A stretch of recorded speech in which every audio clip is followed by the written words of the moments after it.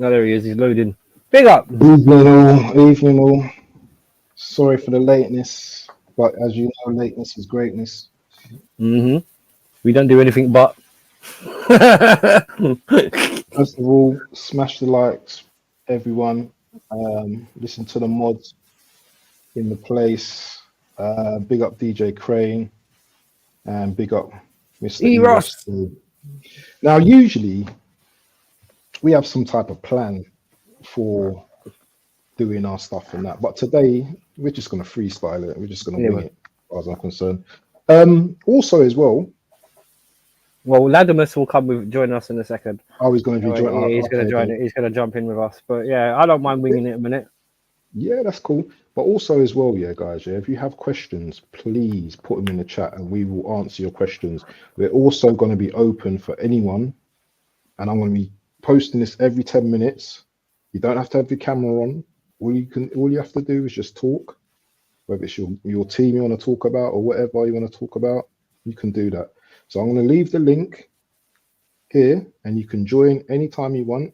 As I said, you don't have to have your camera on, but it'd be nice to hear your voice and put a voice to the face. But I know about people's privacies and all that, so it's all good. But it's there anyway. Oh, in that case, then yeah, I'm going to be doing this for the rest of the stream, people. Just be seeing emojis. For there you go. Like, yeah, you know what I mean. Like. Anyway. Hi. Hi. Do you know what? I think. Do you know what? Yeah. I think mainly the top four is probably the most important teams, probably to start off with. Not to put down any other team that's played, but I think that's where a lot of the, competition-wise or strong competition is at the moment. I know this is a competitive league and blah blah blah and all that, but yes. I think firstly.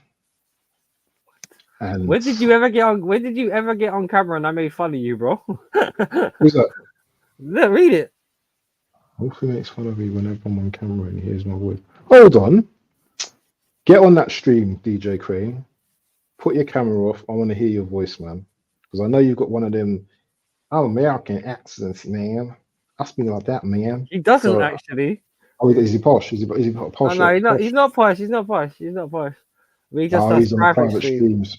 Oh, okay. The thing is, he's fucking ugly. That's why. He's like that, is he? But yeah, that's cool. But he's lovely. Look at that suit in the picture. Come on, he's adorable. Do you do private streams? Because I don't do none of that shit. I'm not really. You know what? No, I'll be real with you, right? Like I've been saying for days. What do you get from private streams? What do you get? Do you get views? No. It's just private conversation, bro. It's just private conversation. That's all it is. About what? I don't know. Anything you like. The thing is, I don't do private streams because I call people and talk to people. So I don't do private streams. If I want to talk to you, I'll phone you. Private. Yeah, there's a few in the group that love their private streams. I think Jezza and Yeti are the main ones that do it. But, they do it because that's just what they want to do, They like bantering with everybody they meet on YouTube. Yeah. With me, since I've gone back to work, like YouTube's gone back to being a secondary priority again. So if I'm not working, I'm doing something else. If I'm not doing something else, I'm with my missus. If I'm not with my missus, I'm working. So you know what I mean? Like that's why I haven't done as much content myself personally, like I have over the last couple of months compared to now, is because I'm back to work, bro. Like that's what happened. So, but if I need to talk to people, I'll call them. I even speak to you on the phone. Huh? Have you spoken to Crane? Yeah, of course. Nice. All the time, man. Do you know what? I'm not even going to talk about football straight away because. Do you know what? Football. Happy Mother's Day, by the way, everyone. Happy Mother's Day. If you're a mumsy and you're watching, happy Mother's Day. Every day, as far as I'm concerned, mothers are important. Every day is a day for a mother. They bear us in the most pain. They had the most pain having us. Do you know what I'm saying? Yeah, nurturing us, bringing us up. Do you know what I mean? So. Yeah. Big up to the mums every single day. I'm not a traditionalist in that respect because I don't celebrate all them things. Obviously, what I do and everything. But nah, man, every day is a Mother's Day as far as I'm concerned. But you know what? I wanted to just see how's life been, man, for you, man? What have you been up to recently? Because Me, like, no. No. Actually, no. The question I wanted to ask, this is what I wanted to ask you, actually. How are you finding the streaming game so far? Because we need to talk about this, and we can have a conversation online. Yeah. We don't have to go into detail, Nah, detail, but we can it's chat. funny. All I'm gonna say right now is after that, just to answer that comment, honestly, it's a bit weird. Yeah, I totally. It's a bit weird. That's all I'm gonna say. I've met some lovely people. I've met some fucking crazy people, and it's been majority nice. But at times, it's weird. It's weird. It's just really strange. It's funny how talking on camera with people about football can become even bigger than that. Politics. I've seen more politics in this game than I've seen in the workplace, man. I'll be honest with you at times. I'm telling you, I'm just thinking about maybe just sticking to myself so I don't get my head bitten off myself. Yeah, I'm sticking to having private streams on my own, talking to myself. That's how crazy it gets. Me, myself, and I. That's the only people I got in private streams right now. How was the game yesterday? Yeah, it was brilliant. So how you doing, mate? Yeah, I'm good. How's things? That's how it goes sometimes. But you know what? We're human beings at the end of the day. You know, we enjoy a banter. You know, we can get emotional at times, I suppose. And sometimes we got to just like, you know what? Is this really worth it? You know, these guys get paid hundreds of thousands a week, and we're here crying over our teams and all that. And sometimes I just feel to myself, is it worth falling out with someone over that? Because I feel that my opinion's better than yours, or you said something wrong. Because there's been times where people have said things to me, and I'm like, well, I never said that. I'll go back through I'll go back through the clip to check, and I've never said it. But you know what? I just leave it. It's just like, okay, whatever. Well, hang on. Well, do you believe that? Well, this is the funny thing, and I was just having a conversation about this with you and Tony and your stream with the Liverpool Man City game, when he says, "Oh, but I've had conversations with Chelsea and Spurs fans that have said this and that," but that's not in the context of the three of us. No. Because in the context of the three of us, we have conversations between the three of us that we wouldn't necessarily have with everybody else. So it's one of those ones where, because we're friends, we and you just said about opinion, right? It's the thing. It's right. If it's just an opinion, it's not about right or wrong. It's just whether you can actually have the patience to sit there and open your ears for a minute. And because that's the thing why me, Bantz, Tony, and the rest of us, we get along, because we listen to what each other says as well as give each other our own input. Now, one thing about it is like, it's like, why keep receipts and bring something up months ago? The thing is, that's coming into that's anticipating an argument. I don't come into anything anticipating the argument, because that already defeats the objective of doing it. I want to watch Chelsea and discuss like with people who have an opinion on the Chelsea game, or if we're losing or if we're winning. That's why I still do streams, even though we're crap. You know what I mean? I still like listening to people's football takes, because there are football takes. But but the thing is, if you none of us have said anything where it's been set in stone afterwards, so it's all down to interpretation. I talked with Bantz because me and him have a similar view on football. He's coached in it more deeply than I have, but you know, How you know huh? How do I know that? Because you told me, and you sent me photos, bro. No. What I've been doing, you know, I did in-depth research on Bantz. Yeah. I got my 4 or 5 like scouts to go and scout him out, and this is what they told me. All right, big up, Del Boy. How you doing, mate? You all right? Yeah, but how are you finding all this YouTube stuff then? And Del Boy as well, because Del Boy's been doing it a long time. How do you find all the streaming and stuff then as well, Del? Like, it's a funny old game, isn't it? It's a funny old trade, and there you go, Rosie as well. There's another one who can like. With all the YouTube channels she goes across. So how is she finding all this streaming? Like, it's an interesting thing. Crazy, man. It's crazy, to be honest. Go on, you tell me. How have you found it? Who are you asking, me or? No, you. Oh, me, yeah? Yes. Oh, do you know what? Hey, not you. I'm asking Bantz. I apologize. Let me rephrase. Oh, sorry. Bantz, can you answer question? Oh, yeah. All right, yeah, that's the other you. Yeah. You know what? One thing I've noticed, is that no matter how much you stream, you know that thing, that bar you've got that's supposed to go up, you know, like, you know, when you want to get that, was it earn or customization or whatever it's called, monetized or whatever. Yeah. Oh, monetized, yeah. Yeah. No matter how many times I look at that bar, it just doesn't seem to move. No matter how many streams I do, it just doesn't seem to move. No matter how many streams I have, I don't seem to get more subscribers. And I just think it's a really difficult game. I'm hearing guys that have been doing this since 2016, yeah, and they've got like, I think Troop started in 2016. He's got like over nearly 300,000 subscribers now. So it's not a game that you just go into straight away and you just Troops build had it up something to come straight to away. back off of because he came Yeah, off of because you want AFTV to, thing. yeah, And really, exactly. what we're all doing is realistically is a spin-off of that Yeah, in one way or the other yeah, anyway. So exactly. And it's so competitive as well. It's so very big up competitive as DT, well. Sable team, But big up. I'm like you as well. I think I'm like you as well, where I just do it just mainly for the fun of it. I'm not really like, Yeah, that's it. yeah, I'm not really too concerned about having over 1,000 subscribers or even actually the money. That's why I work 9 to 5, bro. That's what I mean. That's the So, exactly. So it's all about those little things. But it's very difficult. It's very difficult. You know what I mean? You've got to plan what you're gonna do. You've got to have your content. You've got to have your designs for your banner. And I do everything myself. Yeah, I literally do everything myself. Mainly, big up to Drew Gunners who designed my logo as well. And mine. But not this yeah, one. yeah, I love that logo. Yeah, I love that logo, man. I love both your logos. Yeah. Big up Lever of the Fight Week show for the other one, or the Fight Week showcase. Big up, big up, big up. Yeah, man. I just, you know what? It's one of them things, isn't it? You know what I mean? You do it and then it's finished, isn't it? What's the score at half time? It's 1-0. Ranger. 1-0, yeah. They're playing Ibs. Oh wait. Am I following Del Boy? Am I following Del Boy? I am. I don't know about you. Are you? I've never seen him before, so. You know some Del Boy? What? No, I've never seen Del. I don't think I've seen him. Arsenal fan, man. Been around for ages. Yeah, but let me see if I'm following him. Let me just check if I'm following him. Well, Del Boy, chuck a link in the chat of your channel, man. Or if you're on my channel, Bantz's, because if it's on your Bantz's or mine, I'll just chuck it into Bantz's. Is it Del Boy? Are you sharing it or are you doing your own thing? Have you shared it? Well, yeah, it's on my channel. Yeah, this one. Yeah, I see.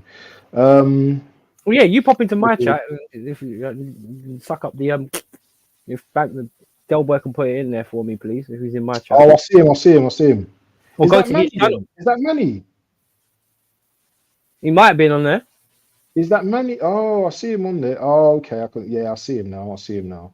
Yeah, big up Del Boy, man. Del Boy Gunner. Yeah, Del Boy's a G, man. Big up, man. I just started following you, bro. Stephanie Griffith says, big up Bantz and Wolfie. You know this is the show on Sunday you want to be at, yeah? Because you've got two Londoners expressing their views, talking the realist, yeah? We ain't on none of this, do you know what, Jamie Carragher and bloody Gary. Yeah, but him, Haaland. You've got him as well doing his bloody impressions and all that. But yeah, of course. Listen, I want at least 20 likes today, people. Yeah, at least 20. These guys, I'm seeing 688k likes on some of these channels. Yeah, give us 20 today, please, man. Just as soon as you watch this video, just look at the thing below, yeah, and just press the like button. Get us out to new audiences. I'm seeing a lot of guys in here I've never seen before. Good for the algorithm, please, man. Come for the algorithm, please. Up the disabled team as well. First time I've seen you as well. I think you're a Chelsea fan. Big up, Jeffy. Yeah, he's on my channel. Big up, Jeff. Yeah, make sure you subscribe to me and I'll subscribe back as well. Big up Stephanie, and big up Rosie. Big up Del Boy, spitting facts. Big up Anthony as well. Give his content a like, please. Anthony's such a lovely dude. So we've got Del Boy there. Big up Bantz. He's all right. He's all right. Have you ever been Bristol? Bristol's a lovely place. Lovely place. They're like their towns and everything. Yeah, they've got some of the most beautiful buildings and everything. Yeah, man. Some of their buildings. My uncle was from Doncaster, so they eat all that proper nice place for country village. Like we literally know everybody. Devon and all them places there. The exact opposite to London. Put it that way. Yeah, I love that. Exact opposite. Listen, when I go there with my black self, yeah, everyone's friendly, bro. Do you know that? Yeah, it's like, how are you doing? You know what I mean? I'm like, yeah, I'm cool, man. Oh, thank you, Ross. Bless you, bro. You got my G. Thank you, man. Keep going, Bantz and Wolf. Love the channel. And DJ Crane say you are that he's go on. You're alright. You're a prick. You're a prick. You are. You're a prick. You are, DJ Crane. You're a total prick for bringing that up. What's wrong with you? Good. Have you never watched Hot Wheels? No joking. The movie. Malia, big up. Hello. Big up. She got a London tone. Hello. What's going on here then? Anyway, the floor's open. Anyone could ask us questions. Ask us questions, whatever questions you want to ask us about the weekend's games. If you want to ask us anything. Hang on. Well, I want to ask a question, and this is. Hold on. Oh, to everyone. Yes. Okay. Right. Were Liverpool robbed just now? Because the penalty at the last minute. Because Doku did get there first, but he does kick Thingy in the chest. Yeah. So were they or were they not robbed? Because I'm from the camp that they weren't robbed because they had enough chances in the game to bury Man City. They let Man City get away with that. They really did for me. I say thank you, Malia. Big up, Malia. She says no as well. Big up. We've got Prime in the building. Big up, Prime. What's up, dude? We've got Prime in the building. How you doing? How you doing, bro? So there, you there? There you go. No, I forgot the Doku got the ball. Yeah, big up to that. Can you hear us, Nadimus? Is your mic cutting in and out? No, I muted myself. I was doing something. Oh wow. Okay, that's loud. The voice of God. The voice of God has returned us. All right. What do you think of the whole? Did City get away with one with that penalty, or do you reckon it weren't a penalty? I don't think it was personally. But well, was it a penalty? In your eyes? No, in my opinion, was it a penalty? No, I think like Doku got the ball, and it was more so a thing of McAllister running into his foot. However, it is a high foot. There was contact, and it was in the box. By the letter of the law, it should be a penalty. As much as I don't think it is, but according to what the law is, if there's any sort of contact in the box, then it should then equate to it. Oh, my camera's off. My bad. Thought my camera was on. Yeah, according to the letter of the law, if there's any contact in the box, it has to equate to a penalty. However, I don't think it should be. I think it's very soft. I think Doku got the ball and McAllister just runs into his foot. Do you think he ran into him deliberately, trying to get the penalty? No, I don't think it's. Do I think it's deliberate on McAllister? No. Do you think McAllister runs into Doku deliberately? I don't know if he runs in deliberately. He could be playing for it. I don't know. I don't know if he runs in deliberately, but I just think it's a thing of like. It's one of those things that it happens sometimes. I don't think like it is a pen. I don't think it's a big deal. I think if it happens anywhere else on the pitch, no one's talking about it. Yeah. According to the law, I don't know. I think it's good on the referee. I don't think it is a pen, but like the letter of the law, it has to be a pen because there's contact. People can talk about VAR. If you look at it from multiple angles, you can see from multiple angles that Doku gets the ball first. So, and then McAllister runs in. So I don't think I don't know. For me, it's not that much of a big deal. I think Liverpool fans complaining about the ref. I think it's funny because oh, hi, Rosie. I think one, Liverpool get a lot of decisions their way. And two, like no one's going to, because I've been listening to streams and seeing things online. Why is no one talking about the 3 or 4 chances that Diaz wasted? Yep.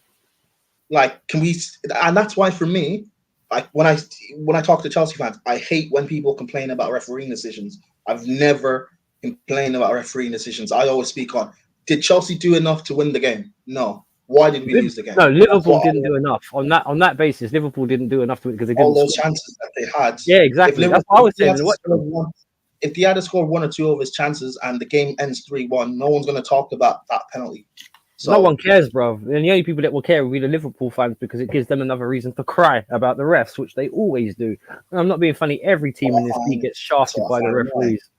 I think in terms of Arsenal, though, this is a good advantage for them. I think it's a good advantage for them. If Arsenal can go next week, they play City, right? Is it? Say that again. Arsenal, yeah, they're away at the Etihad next week. Is it next week? Yeah. Or is it the week after? No, No, I think we it's got next week. no. You guys have No, the got 31st. It's the 31st, so the week after. 2 weeks. Oh, it's the week after. My bad. So Yeah, who's it's next? 2 weeks. international break. Isn't it an international break then? I need to check. Hang on, let me have a look. 1 minute. I'm no. not sure. No. It's after the 31st. It's the 31st. It's the 31st. It's the My 31st. bad. Sorry, I'm wrong. It's international break. Okay, sorry, my bad. Yeah, Yeah, it's that's international what I break. thought. No. Arsenal, obviously, the next big match for Arsenal would be Porto, obviously, because they were supposed to play us, but it got postponed. Yeah, that's So right. yeah. But yeah, anyway, this advantage that Arsenal have now, like, I think City is there for the taking. So long as you Arsenal set up correctly, I think you can easily beat City on the counter attack. That's what I said. But if Arteta decides to actually come out and play City, they'll pick you off. But if you sit deep, or not even sit deep, but if you sit in a bit of a block and then you break on them, you'll beat them easily. You know what? Yeah, you know what I think really affects City this year compared to all the other years, right? It's the fact they're missing Mahrez on the right. Because when you watch that game, and I said this to Bantz, and I'm pretty sure you saw the same thing I did, Adamus, was every time City tried to go forward, they tried to go forward down the left-hand side. Every time. And particularly when Doku came on, everything was just through him on the left. And the thing is, with City, that starves Haaland of the ball, because you've always got proper strikers feed off the left and right. And for me right now, with Kyle Walker not being able to motor up and down like Harry was before, that severely affects the way City are able to attack teams, because they don't have any threat on the right-hand side from anymore. Not for me. That's open to interpretation if someone else wants to play, because I'm not even being funny. Even when Alvarez was on, he was on the left, Doku was on the left. I don't remember anyone really, other than maybe Bernardo Silva, drifting off to the right, and even he had a game to forget. Yeah, City don't have any. City lack like width. They lack a winger that can either stretch the game or like keep possession and keep things ticking again. They miss Mahrez. They miss Grealish. That's Doku another person. Today as well. If they had Doku to start the game and had Doku and say Mahrez out wide, that probably would have helped them. But I don't know. City, we're used to City starting off the league slowly, but eventually they always kick into gear.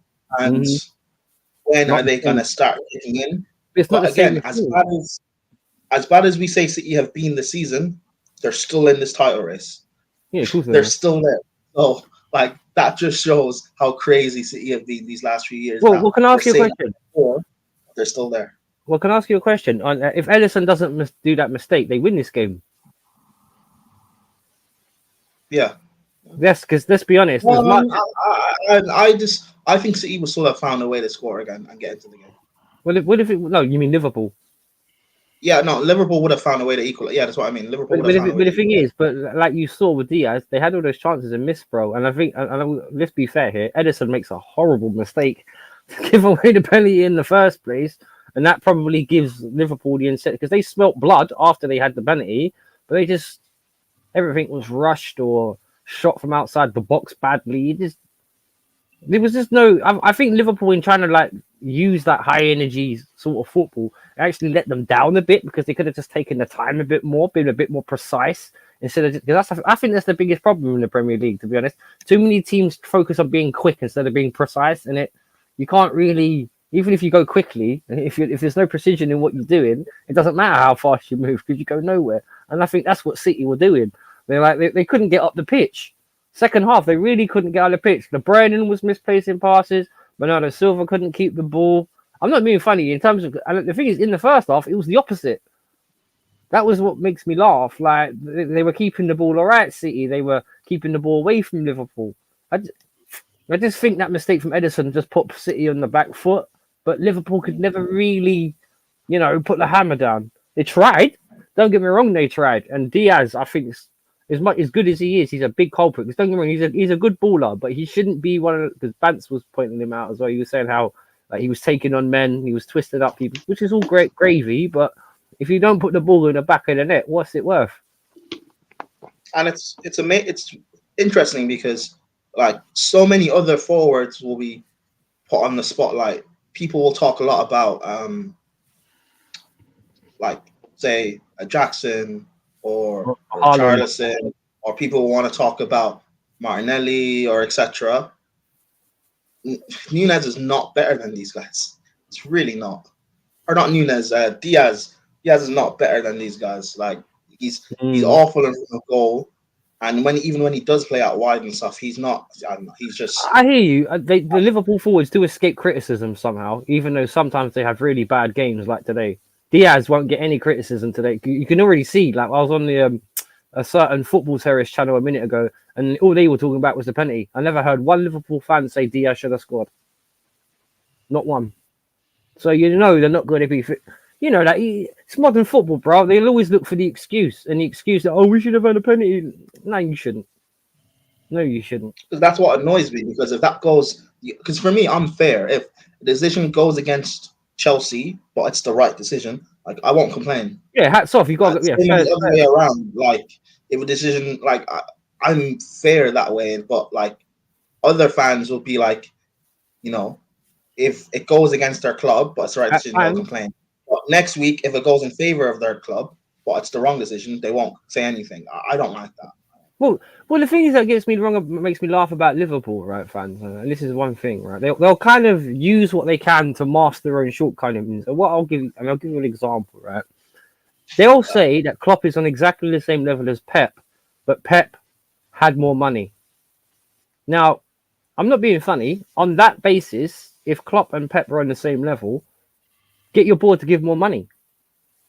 Because this is the thing that they say, oh yeah, it's cool, like yeah, he's great, he's this, and if he had Pep's money, he'd win. But the thing is, okay, so why didn't Klopp demand that?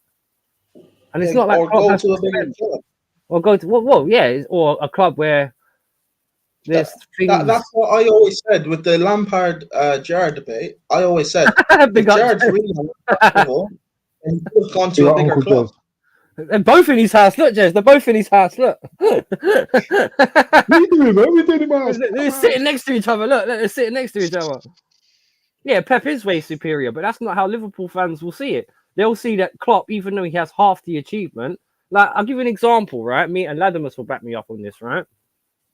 They all say, when it comes to Mourinho, that Klopp's better than Mourinho, right? And the reason why Klopp is better than Mourinho is because he had less money. And I'll turn around and say, but hang on a minute, he didn't spend a penny like anyone else did to get that Porto team, which won back-to-back league titles and back-to-back European titles. He had to build that team. He gave you players like Benny McCarthy. He gave you players Inter, like even Inter, that treble, a lot of money wasn't really spent on that Inter team when he won the treble. And yet he was beating the best, this is prime peak Barcelona he was demolishing. Well, Mali, I hear you, but that's not what Liverpool fans will. Even if you said that to them and dropped it exactly like, they'd still say Klopp was better. And I'll give you another one. For his whole and I actually found this out myself. For his whole tenure as Real Madrid manager, Chelsea manager, Inter manager, and Porto manager, for the when he won the Champions League from that season all the way up to 2011, 12 for Real Madrid, he never lost a home match. So for 9 years, I hope this guy was in. So for 9 years, I hope that guy was invincible, regardless of teams. But they'll still say Klopp was better. Oh, he didn't have the resources that Mourinho did. It wasn't just that; it was the fact that Mourinho set it up for teams that it was difficult to beat. His team. That's my thing. If he doesn't have the resources, that's fine. Yeah, go to a club where you have the resources. On this, to answer, because bless her soul, she did. No, we get back to I'm starring them. We get back to those questions. Carry on, and then that's the best signing. For Arsenal or in the Prem? No, for Arsenal. No, for Arsenal. We get to those. We'll go to that. We'll go to that because we're just posting. So we'll go to that. I've got an answer for that, by the way. So yeah. Well, one minute. That's fine. We get to that segment. I'll tell you what. Well, the thing is, if Klopp's one of the best and Pep Guardiola's one of the best, why does not Ancelotti never get a shout? Because he's arguably got as many trophies as he absolutely destroys Klopp for trophies. In terms of over the last 10 years, the guy's won the European Cup 5 times? So in Europe, he's second to none because not even Pep can touch him in Europe over the last 10 years. Hence the reason why over the last 10 years, Real Madrid have won how many Champions Leagues? 5, 6? I know a couple of them was Zizou, But a lot of them with Ancelotti. Let me check it. In fact, let me check it. Zidane won 3 Champions Leagues with Real, and Ancelotti won 2. What with Madrid? I swear you won more than that. No, only 2. We're in 2014, right? So 2014. Yeah, he's won 2. What with Real Madrid? Yeah, because remember Ancelotti won the Champions League. Yeah, you're right. He did. He won it twice with. He's won it twice with AC Milan as well. Because remember, Ancelotti won the Champions League. He got sacked. Then Barca won it, and then Zidane came. They won 3 on the bounce. Then Liverpool won the Champions League. Then Bayern won it. Then Chelsea won it. Then Real won it, and Man City won it last season. Yeah, because Zidane won those 3 in a row, didn't he? Yeah, that's the one when he won with Bale and them lot when they beat Liverpool straight. Because that's another thing that gets me about Klopp. 5 European Cup finals. This is what they say. He can't compete with money without money, yeah. But he got to 5 European Cup finals and only won 1. That's a shocking return, bruv. That regardless of whatever team, because if you got there in the first place, then obviously you're good enough. So I don't know, man. The whole. And I'm with Malia on this one because if Pep Guardiola is one of the best, because he's got a better record in Europe, I think Ancelotti tops everyone because Europe is where you prove where you're the best. And I'm not being funny. You name me one other than maybe Zidane, who doesn't really compete anymore because it's really for him it's Madrid or no one really. But for Ancelotti, he's got the record, man, because he's been to Bayern's, he's been to PSG's, he's been to Chelsea's, and he's won titles everywhere. So I'm not being funny, isn't he? On France, Italy, Spain, England. Where else is he managed? I'm forgetting. Germany. That's 5. He's won all 5 of those league titles, hasn't he? Yep. I think that definitely beats Pep. He's the only manager to win the 5 league titles. Well, I was thinking maybe Jose, but Jose hasn't managed in Germany, is he? So no. Yeah, Jose's only won 4. Portugal, Spain, England, and obviously Italy. So yeah, if anyone wants to put the category of who's the best manager in the world, Ancelotti is really. So when everyone says Pep, I kind of look at him like, what? Nah, not for me. Anyway, I've heard all this best manager and all that stuff. A minute ago, he's like, talk. No, I'll just let you guys talk because I was just seeing what you were talking about. But we're still on the Liverpool Man City game. Now, obviously, it was a draw at the end of the day. Yeah. Who benefits? Who doesn't benefit? Man City benefit. They were awful in that second half, man. Come on, they were awful, bruv. They should have been. They should have been tucked in. Mama Flossie, the floss in the building. Big up. How are you, man? Look, good luck tomorrow. I hope we destroy you. In it tomorrow. Yeah, that's my question, man. So who benefits and who doesn't benefit from the actual game? No, definitely City, bro. Because that's a point they should. They stole a point, bro. Liverpool should have. They could have won that with Doku. Doku hit the post, remember? Yeah, but so they could have won that game with that shot on the post. So true. All it takes is one chance, isn't it? All it takes is one chance. Sorry. Foden as well with that. It came off him. Off his hand. That wouldn't have counted. That wouldn't have counted. That wouldn't have counted. Because they even said by the laws of the game, if it comes off your arm and goes in, it's never a goal, bro. Otherwise, we would have knocked Madrid out of the Champions League a couple of seasons ago when they won it. You remember that, Latimus? When we went 4-3 up and they discounted it because there was a handball before the goal? Bummer. Real Madrid. Yeah, do you remember that?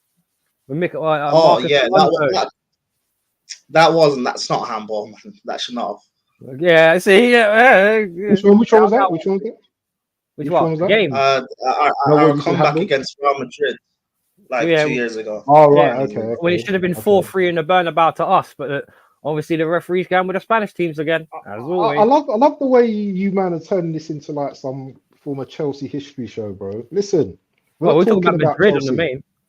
Let me finish. Hold on. Arsenal fans say we have no history. We're going to speak on history, man. Let's come on. Arsenal fans say all the time we have no history. So Oh, Chelsea fans have no issues. Is that what you're trying to say about us? I need to respond to something that Latimus said earlier about Arsenal going to Etihad and playing on a counter-attack. I kind of disagree with you. I think our football matches Man City this season. I think we're playing much better football than City this season. Etihad, yeah, it's a hard place to go to, but I think we're going to be the best team they're playing this season. 100%. We've already beaten them at home already at the Emirates. I don't think they're the team that they were last season.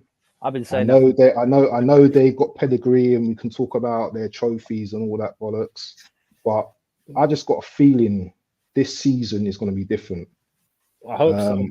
I think they got one eye looking over at us, yeah, thinking, you know what, we were in a game, and they have to beat us. In all honesty, they really have to beat us. Wait, because can I ask you a I question? was hearing. Hold on, let me finish. I was hearing from City fans that if they beat Liverpool today and they beat Arsenal at Etihad, then they've won the league. That's what I've been hearing. So they've already drawn today. No, I've been hearing that from these City fans. I've been hearing chess from City fans. So they've already drawn with us. Drawn with Liverpool. We play them at the Etihad. Okay, we don't know what the outcome of that result's going to be yet. Most people will say it's a City win. You know what I'm saying? But I won't. I think Arsenal beat City. So do I, actually. I'm confident. I'm quite City confident. are whack, personally. I don't get you underestimate. Like, I kind of get it. Like, people underestimate Arsenal, and I kind of get it in terms of like City and Liverpool. They're tried and tested. We know they've done it, so we're more than likely to believe that they'll do it again, as opposed to Arsenal. I get all that, but Arsenal don't look like they're falling away, even when previous Arsenal teams have reached certain setbacks, and they would have, like what happened against Porto a couple of weeks ago. Previous Arsenal teams would have lost to Porto, and then your season would have fallen apart. Yeah, but they have lost the Porto. We did lose though. Yeah, we did lose though. I remember last season when you lost to Man United in October. Previous Arsenal teams, you lose to Man United, and you guys crumble, and for the next month or two, you start going up and down in the results. But you didn't. You just continue to kick on. Like Arsenal, I don't know. You guys are different. Will you guys actually win the league this season? I don't know. I want to see that City game first. City, and my opinion will change. But that's what I was saying. Hinges on that City game. They're still here. So long as you're winning, like for me, like I don't know. So long as you continue to win all your games, who knows? You might be, because that's all Arsenal can do. You can't affect anything else. Just win your games. Just take one game at a time. But that's interesting you mentioned that, actually, because I'm not being funny. Let me just chuck a little spanner in the works here, right? Now, and I want to segue into the Arsenal-Brentford game after you said. If you lose to Porto during the week and get knocked out at home again under Mikel Arteta, because let's be honest, though, his home record in Europe isn't great. The last 2-3 times you've been knocked out in Europe, you've been knocked out at home, which is, that's a weird record, bro. I don't know how. Do you think at this point it's worth going out the Champions League to focus on the league? Hell no. You want to be in the Champions League, man. Do you know what I mean? Till the end. What kind of concept is that? You know, you're in the Champions League and then, do you know what I mean? You just get, you get knocked out. Do you know what I mean? You want to stay in there to the end. You want to get to the final. You want to win the thing. But I tell you, his record's not great, bro. I know. We could well go out. This is the thing. There's two things to this, isn't there? Yeah. The players and the manager want to win the Champions League, yeah. But we know that Arteta, under pressure, and the way he plays in Europe is different, isn't it? Yeah, do you know what I mean? He thinks every game, we play the same every game, same style every game when we go to Europe as well. We know that there's every possibility that we can go out to Porto next week. However, the tie's not over yet. So until those 90 whatever minutes are finished, then we don't know. We don't know what the outcome of that game is. But I'll tell you something now. We're still gonna fight in that game. We might all end up winning that game. And maybe sometimes, huh? I said maybe. What do you guys say? Yeah, maybe. Yeah, we may all win that game. And remember, winning games always breeds confidence, and that's what you always have to. You always have to. What's he doing? My You camera. always have to take. Yeah, you always have to take that into perspective. So, yeah, going out of that competition, I don't think it benefits us, to be honest. I just think we just have to keep playing, keep winning our games, Big up, JP. and yeah, we'll see what happens in it. Obviously, if we beat Porto, we're probably gonna buck one of the big guys like Bayern or Real Madrid or whoever, and that's Step at gonna a be time, man. another question. Yeah, step at a time. And as you said, it's one game at a time for us. Big up JPT in the building, man, and big up. How's hacking down those trees going, bro? Well. I've been trying to get this guy on the stream, but I know he's busy, man. I've been trying to. I sent him the stream. Trust guy. me, he's hacking down trees at the minute, bro. He's mad busy right now. Home improvements, all that. Mad busy. But what did you guys think of the Arsenal Brentford game? Just quickly. Didn't watch it. I'll be real. I told you yesterday, bro. This football was not on my mind yesterday. I hear that. What about you, Prime? Did you watch it?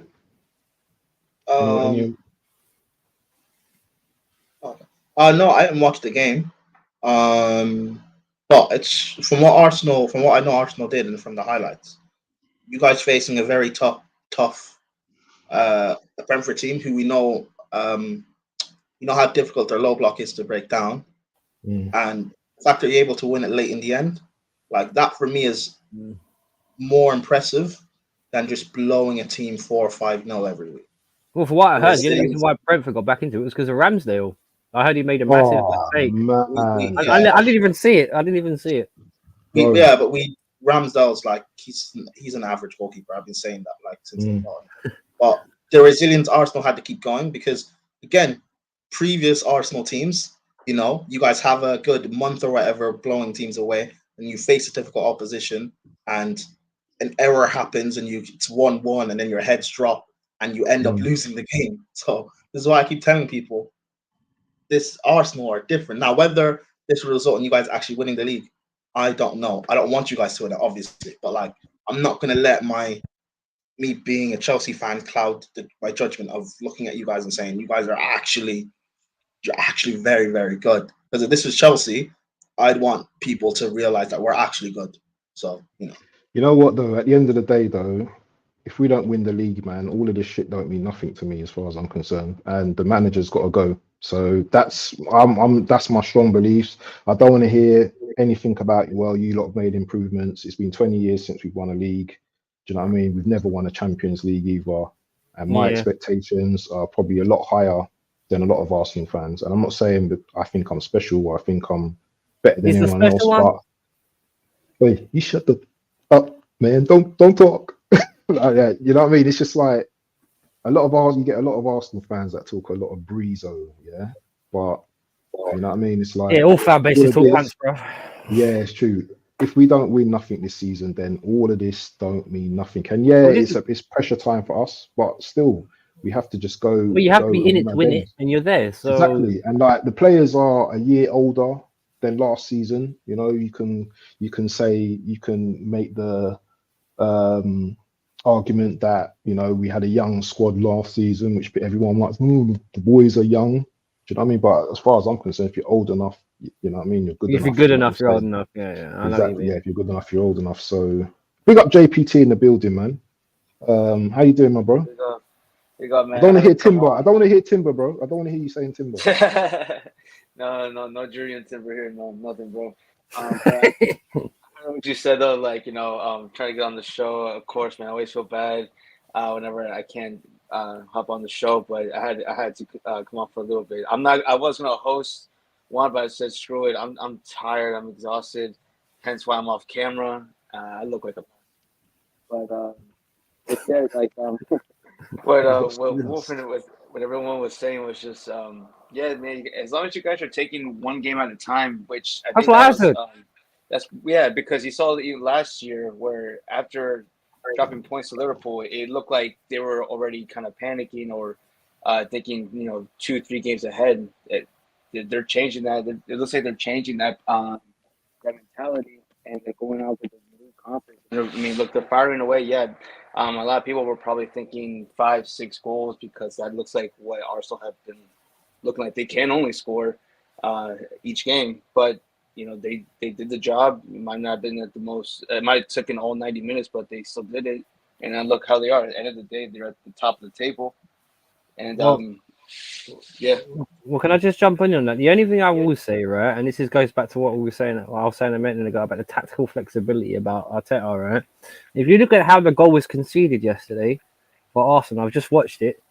Why didn't Ramsey just kick it away? He had time to kick it. Kick it away, bro. Unnecessary goal. Why is it all this goalkeepers want to be taking touches and all this? Just kick the freaking ball away, man. It's football 101. Just get. Well, the thing is, Saka, what DJ Crane's saying, Saka always does these like kind of disappearing acts. It's always down to fitness, or is it his form, or it's whatever. But I'll be real, man. Saka's done his job. He's not world class yet, and he's still contributed 10 assists, 15 goals, close to. So, like, he's doing his job for a 24-year-old, mate. You know what I mean? You can't really expect him to be getting Messi numbers and stuff yet, because even Messi and Ronaldo at 23s, 24s weren't doing all this kind of stuff yet. You know what I mean? Messi had to wait until he was 25, 26, centerpiece of a whole Pep team. Like, just go and dribble, Messi. Off you go. It's not the fault of the modern fan that just wants everything immediately, like right away. I mean, it's nothing bad to ask, but to be, more realistic and understanding of, what these, like you said, 24 is still relatively young. And he's not even prime.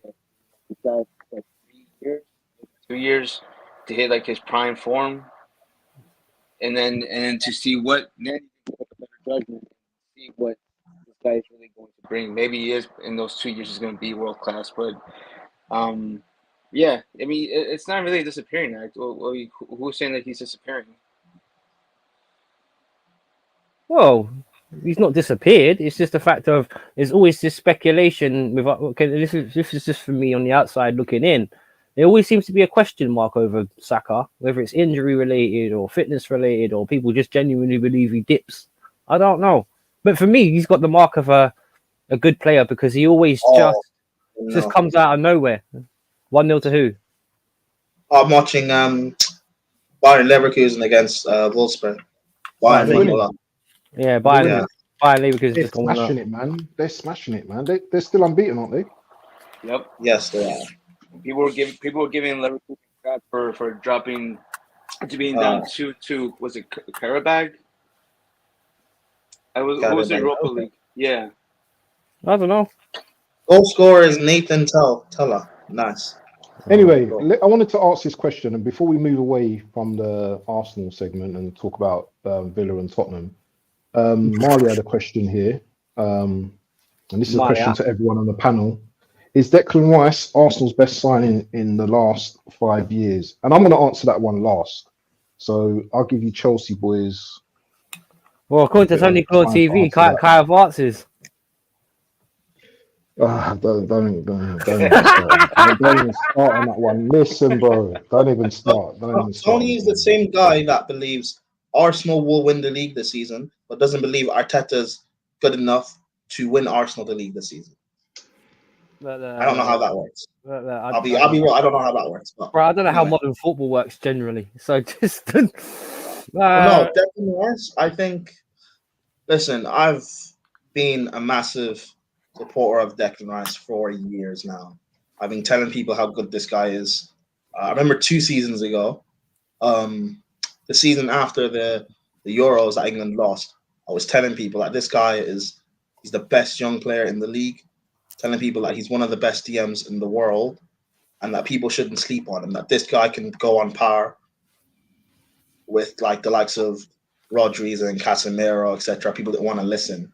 Well, true, now that he's at Arsenal, he's getting his flowers, and it annoys me that.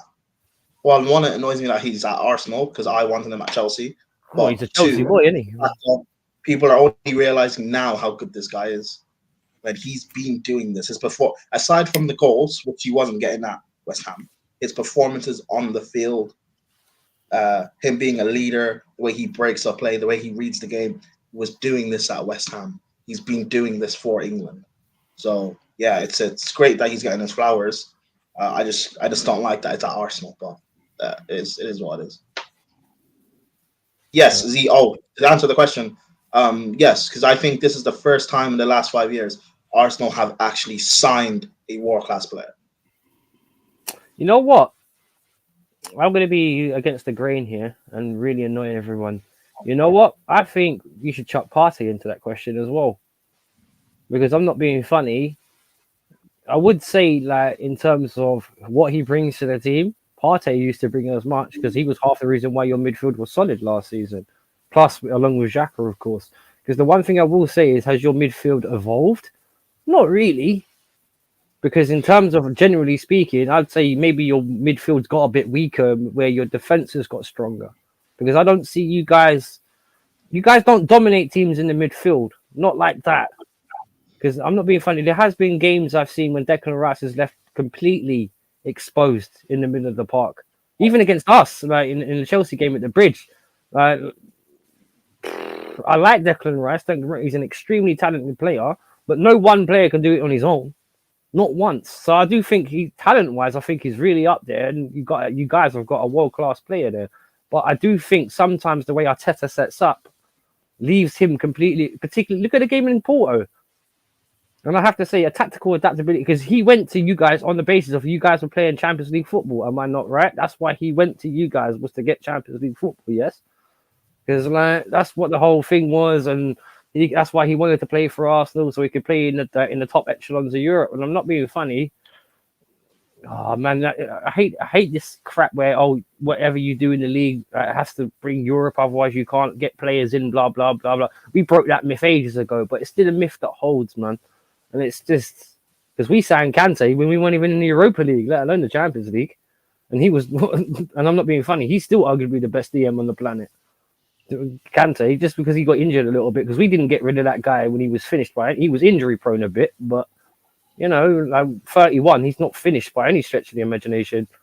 But in terms of Declan Rice being the best signing over the last 5 years, like Bantz said, if you don't win the league this year, are you still having that same conversation?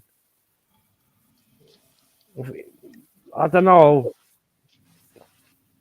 Because I'm imagining the only difference would be between Partey and Rice is that you're possibly in with a bit more of a shout of winning the Premier League this year, yes? Is that what this is based on?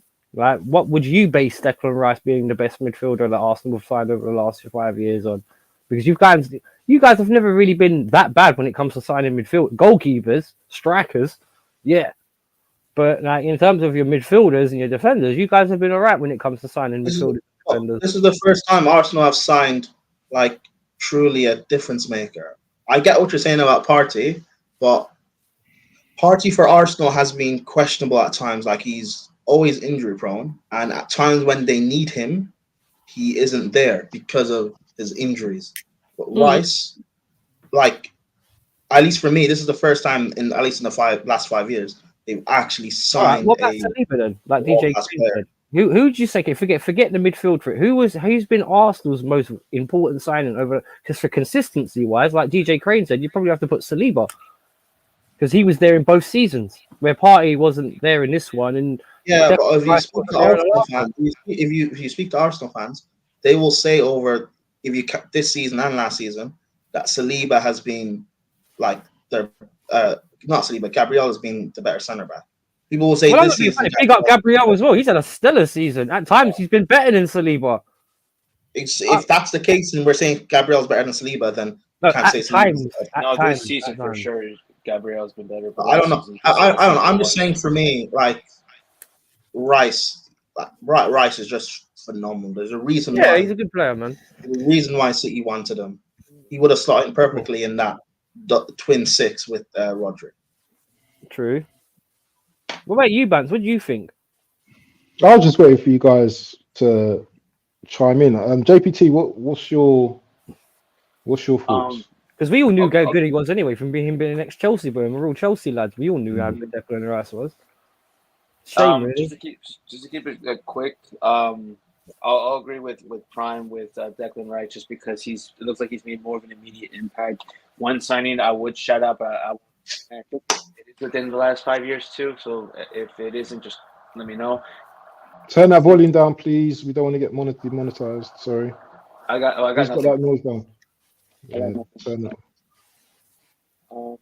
But yeah, I think it was the same within the last. I think he's 5 years, outside. but... He's outside somewhere, I think. Is that noise outside, or is it? Where's that noise coming from? Because we'll get shut down. We will definitely get shut down. There's nothing playing around me. Might be just he's outside, Bantz, and we're hearing wind. Is that traffic or something? Oh, okay. Let me see. If I go mute, you still hear it? Yeah. Is it? It just sounds like you're outside. It sounds like you're in wind or cars are going by. Yeah. It's not. I think Bantz thought it sounds like cheering, but when you actually listen to it, it sounds like wind and people going past. Like, like you're outside still. Fan on, but that's pretty much it. Oh, we're hearing the fan then. That's what we're hearing. Yeah. The fan. That's what we're hearing. I'll stay away from it. I just like I said, to make it short. You guys stop. Yeah, Rice. But would you even put Ben switching to the right? Would you put Ben White in that out there? Like no, not Ben White. Not Ben White, because at times he's been tactically exposed. He's not. I like Ben White, like Latimer said, in a tactical system where he's set up. Ben White's all right. He could do a job. He's a decent right back. But I'm not being funny. When they get their whole back four fit again, because a lot of people forget that they haven't. I think their strongest back four is obviously Gabriel and Saliba in the middle, with Timber on the right and Tommy Asu on the left. I don't think. I would agree. I don't think when they've got fully fit defenders, mate, I don't even think Ben White gets into the team, if I'm honest. Because Timber is a lot more technical. I know Arsenal fans didn't get a chance to see a lot of him, but he's strong, he's powerful, and if he comes back 50% of the player that he was before he get injured, Ben White's got no chance. So we'll see, because he's looking like now I won't say like a critical player, but he can make the differences in the game. Like wasn't he the one to give the assist to Havertz? What, Timber? No, Ben White. Oh, Ben White, you mean yesterday? Yeah. I mean, that guy when he switches onto that gear on right before the cross, that man has like I don't know, he just unleashes like another like level of speed. I don't know what it is with him, but yeah, it's when you guys brought him in as a center back, it wasn't working out. But switching to the right, it's like, well, maybe you guys are fine without Tommy Asu, trying to play as a right back, and then losing Timber early in the season, it wasn't as bad because you have Ben White as an option. Now, of course, after Ben White, it's like, what are you gonna have? But it's I mean, like I said, Declan Rice, I think, wins this discussion with this question, but just throwing a name out there since everyone else has a different name. Well, this is Arsenal's best signing over the last 3 or 5 years. That's why I chucked. Yeah. I said Saliba as well, because I'm not being funny. Oh, yeah, Saliba. In terms of stability, you got to look at your defense. Any team's stability comes from defense, then midfield. Because if you're leaking goals left, right, and center, you got no chance. Ask Chelsea fans. So my answer to that question. So the question is Declan Rice Arsenal's best signing in the last 5 years? The question is, the answer from me is no. I'm sticking with Saliba. If you take Saliba out of our side tomorrow, what about Gabriel then? What about Gabriel then? With how good he's become over the last season or so, because he has stepped up. An argument. No, that's an argument as well. But Gabriel is brilliant, but he's got the bozo gene at times. I know Saliba's had his off moments as well. But Saliba's the type of player that just lacks concentration at times. But Gabriel, he'd do something harsh. He'd do something. Yeah, he's still young. He'd do something harsh, and do you know what I mean? Just something really bozo-ish, and probably give away. What about Odegaard? Because he was signed up there as well. Yeah, but I'm looking at the spine. So what I'm looking at, Odegaard's part of the spine, no? No, but I'm talking about at the back. Oh, the defense. Last season, and this is my argument. Last season, we probably lost the league because we didn't have Saliba at the back. Yeah. If you saw the way we got cut open last season, the last how many games, Saliba was injured in it for the last, I don't know how many games, was it 10 games or something like that? We got opened up like a can of beans, and that's because Saliba wasn't there. So if you ask me the question, And going forward, you can ask me that question in the future. It probably changed to Declan Rice, but at the moment, Saliba to me is the best sign in the last 5 years, and he's still young. What is he? Still 20? Is he 21 now? So he's still got levels to go up. Yeah. He's still young. He's young. So he's still got levels to go up. So I'm choosing. One thing you have Saliba as well. He's got experience around him because Ben White's no youngster, Gabriel's no youngster. 25. I think even Zinchenko, even though he's not the greatest left back in the world, he's still old enough where he's experienced and he can use his brain to a degree.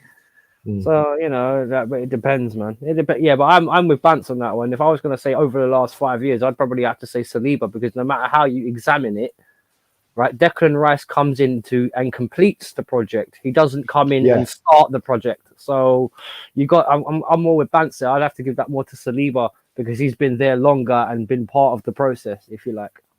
I know people hate that word now, but it's true. Anyway, moving on. Villa got smacked. Oh God, man! 4-0 Spurs, bro. They got smacked up today. Yeah, they got cock-a-doodle-doo. Is that Villa's top 4 chances gone, or no, man? Are they still in it? No, they're still in it. Can I open with this one? Yeah. I'm not being funny. This is typical Unai Emery. If you've seen him like over the last, I don't know, 12 years at some point, I think Nadam must have seen quite a bit of him as well. I think you'll agree on this. With Unai Emery teams, they have these sort of like fears and phobias. When they get to about 3rd and 4th, they stop and they regress a bit in terms of they stop being as aggressive. Because I'm not being funny. Aston Villa have had their kink at the cracks in their armor. I'll big up Taib. I've been saying this Emery, I think Emery's a brilliant manager and phenomenal tactician. But I've been saying, there's a reason why I compare Chelsea squad to Villa squad. I've been saying Villa squad is not that good, for one, and two, you'll see post this international break now, Emery will start focusing on the Conference League and they'll start dropping in the league. They should not be this high. And Emery will rather win the Conference League than finish or potentially finish top 4. But I don't think Villa will anyway. Villa will drop down and they'll finish around 7th or so.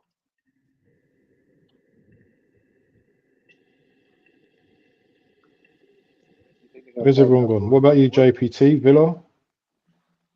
So I'm just showing the channels. But I saw that Villa got a red card, or I think sometime in the second half. But yeah, just kind of went downhill. I still think that they're going to be in that conversation for. They could drop. I would be really surprised if they drop down to 7th, as Prime said. But let's see, because who's going to be in that conversation fighting for 4th? It's Spurs, Villa, United. It's going to be hard to say that Spurs or Villa's going to fall behind any of these teams, even with Emery focusing on what would you say with the Conference League he's in right now? I can just about barely hear you. A bit muffled. Hello? Yeah, I can hear you now. Yeah, like we're just saying, it's just, I would be surprised if they fall that far, especially falling below Spurs, United, and so forth. But even if they are focusing on, I think it was the Conference League. Look at the squad depth. I think they can, even if they were to, they have the depth to focus on both competitions. Yeah, I can't hear you again. You just seem to be going in and out. If not, just I'll go later.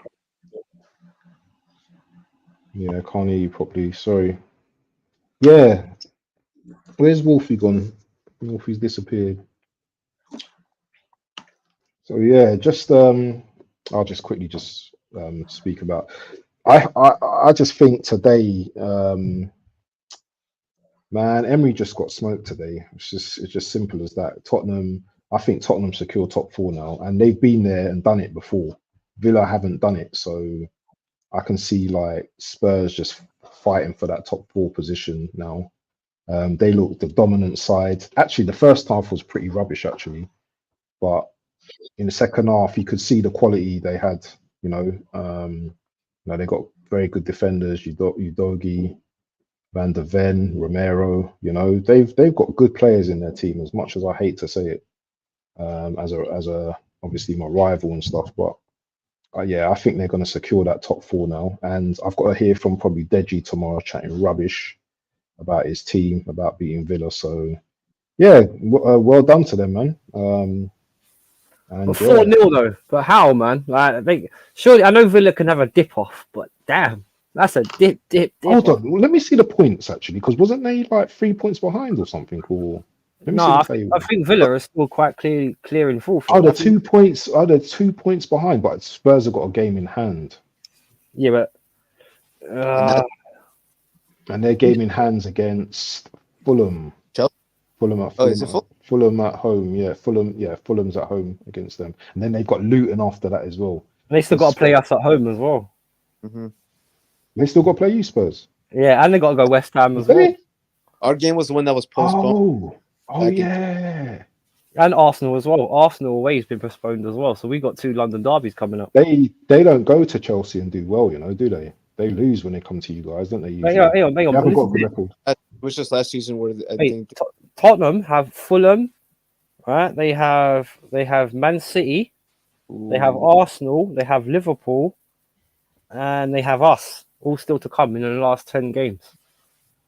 So, and I'm not being funny. Okay, I'm not being funny, right? Even if when they go Anfield, Liverpool are going to want to rip them apart. Mm-hmm. Now, City at home, I'll even give them City at home, because obviously City, that's kind of Tottenham becomes City's bogey team. Don't ask me how, but they have. Weirdly enough, it's never really led to anything, but I can still see them losing to West Ham, though. I can still see us beating them at the Bridge, because I'm not being funny. I know Deji will sit there and say, but we haven't had our 11 and all that kind of thing, but I'm not being funny. When you had your 11, they imploded against us. So, and they did. They imploded.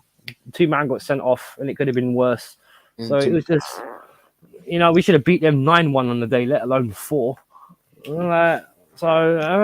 Spurs, I'm not sure about Villa's running. Let me see Villa's actually, because this top 4 race is Villa's got us. They got Liverpool.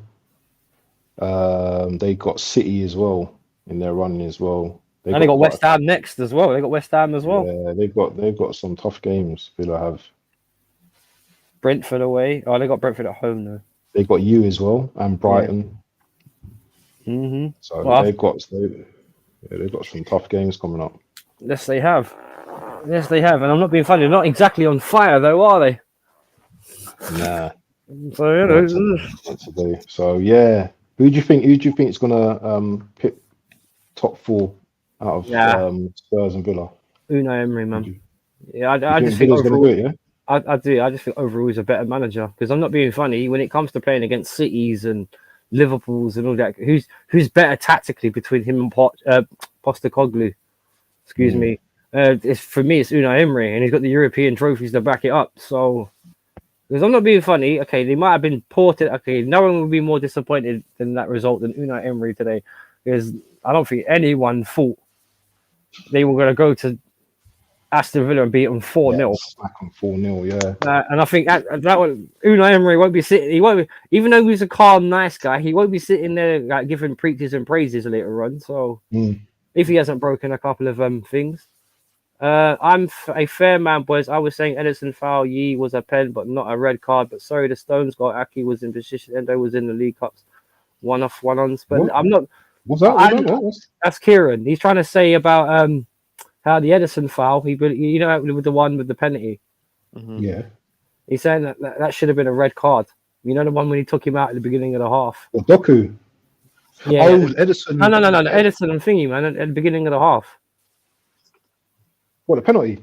Yeah, the first one. He's trying to say that should have been a red card. But the thing, to be fair though, Kieran, if you actually watched the Forest game earlier, when there was a proper 2-footed challenge on a Forest player, and literally the guy was in the WWE's 2 legs were straight poles.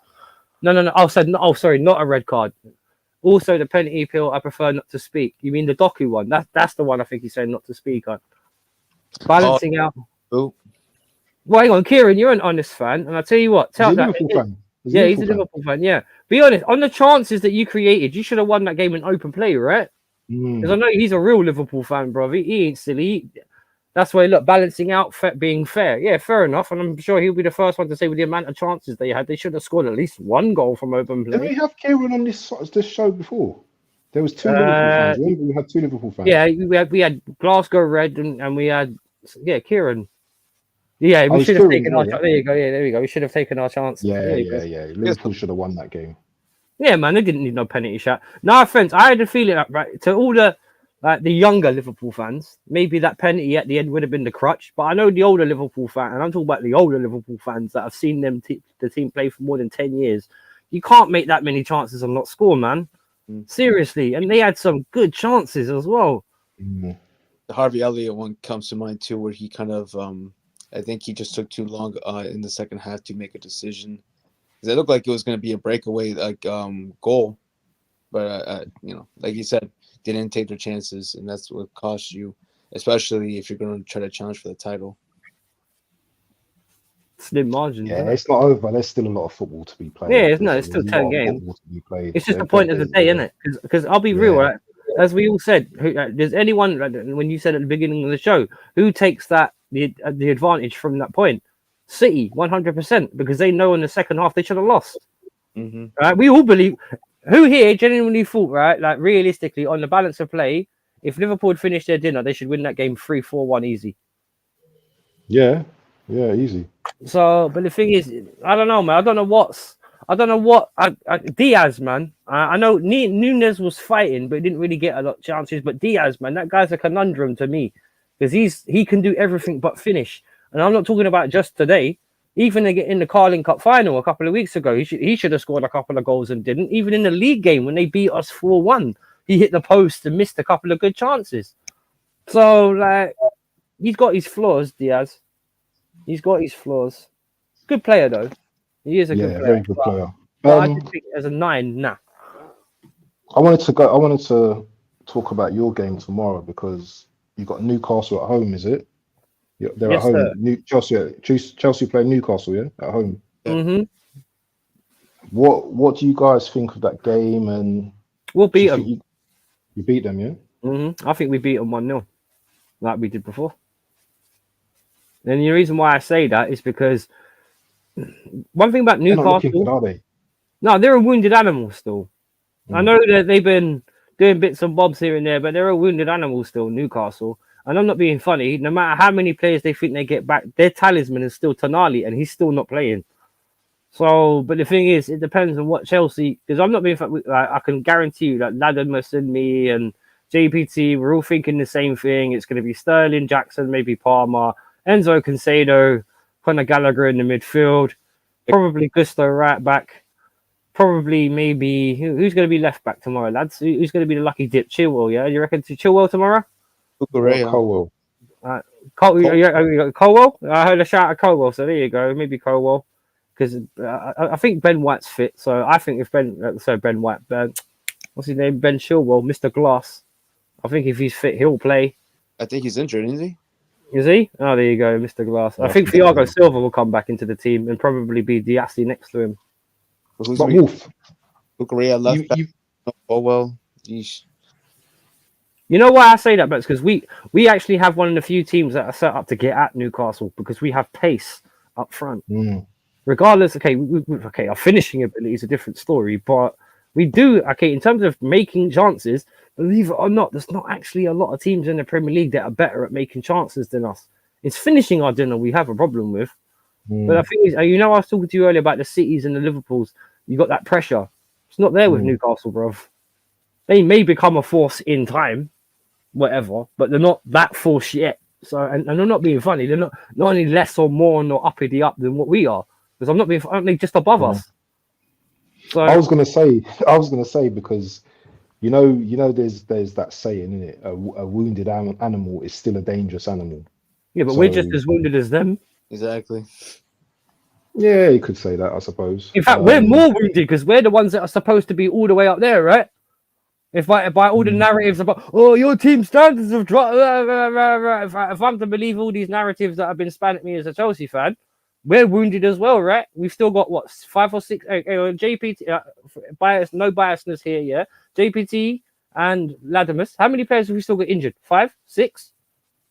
More, I think. More?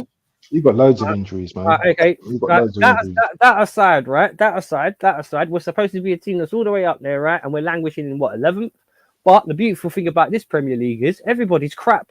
So if we win our 2 games in hand, we can go 7th. You should be aiming for that, really. Definitely aiming. Well, aiming for I'm not sure what this board are aiming for, bruv. But you know, Chelsea then Fulham? Is it Chelsea then Fulham? Is it that the games you got, or Chelsea then? You mean Newcastle, Fulham? Sorry, not Chelsea. Newcastle. We can't play ourselves. I think we got Fulham next. After that, yeah. No, we got Sheffield United after that. We got Sheffield United. You lot definitely smoked them. Bro, no, we got because the Arsenal game was postponed. Oh no, sorry. After that, because we've got 2 games postponed. We've got in the league, we've got Burnley, but before that, we've got Leicester in the FA Cup. So we got Burnley after this. So you got a nice couple of games, yeah, to like do your thing in it, you know. Well, put it this way: the games after this one, we've got Burnley, Man United, Sheffield United, and Everton. All right, so maybe we might have a blip, but I still think we should beat Everton at home, and we definitely should beat Sheffield United home or away. Burnley at home, definitely we should. Because I'm not being funny. Those two teams are too open, bruv. Way too open.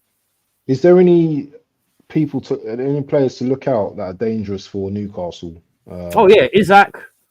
Who have they got? I think Joe Linton, right, when he's fit. Gordon. I don't think Joe Linton's injured. I think he's injured. I think he's out for the end of the season. What's up, Rosie? I think those are the 2 main ones. I mean, you never know with Miggy. Miggy's like he'll disappear every time. Yeah, he's inconsistent. Callum Wilson's Callum Wilson's out until May. Joe Linton's out until May. Nick Pope's out until April. Tonali's obviously on a ban. Kieran Trippier's out. They expect him back. Oh, he's out as well, yeah? I think he might be out still. They're going to see Lewis Hall and Livramento. Maybe. Smiley as well. You got Smiley. You got Livramento as well. So yeah, I think you guys do them. I really think you guys are doing because as you said. And you know why? Because we're better at being wounded than Newcastle. That's why. Because I'm not being funny, right? If you want to talk about a wounded animal, bro, we've been injured. We've been wounded since day one. We've been running with 3 legs. Not many people have acknowledged that because with Chelsea, we've spent $1 billion. But everyone else has used it as an excuse at one time or another. But we can't because we're Chelsea. So what's the predictions? What's the predictions anyway? Just get some predictions for the Chelsea-Newcastle game. Well, I said 1-0 already, and I'm sticking to that. Prime? Chelsea. Prime. Is Prime still there? Adamus, wake up, dude. I think he might be talking to someone, or he's concentrating. JPT. Hey, yo, Adamus. Yo. Oh, sorry. Baby. Man's sorting his Netflix out, man. Yeah. What's your score prediction for tomorrow, Prime? I don't trust Poch, so I don't know.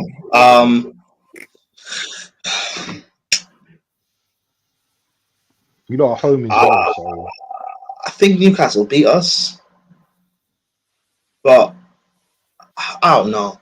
Like, it's individual brilliance FC for us, really. If Palmer's on his game, then I guess we win 2-1. But if he's having a poor game, which again I don't put it past him. Like, he's a kid, he shouldn't be forced. He shouldn't have to be the sole leader or whatever in this team. Hopefully not too serious. We could lose. I don't know. I'm gonna say we win 2-1, but I'm not confident. I don't trust Poch. Well,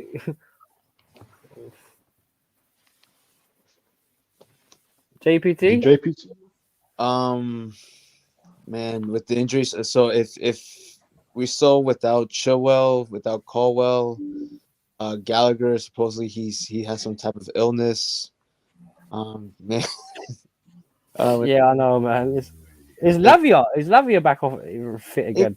Back, we're gonna get like a dozen minutes from him, and then he's gonna be out for another 10 weeks. Like, this guy is just as fragile, and Is it? I can't remember if Enzo is he suspended for this game, or is it a cup game that he's suspended for?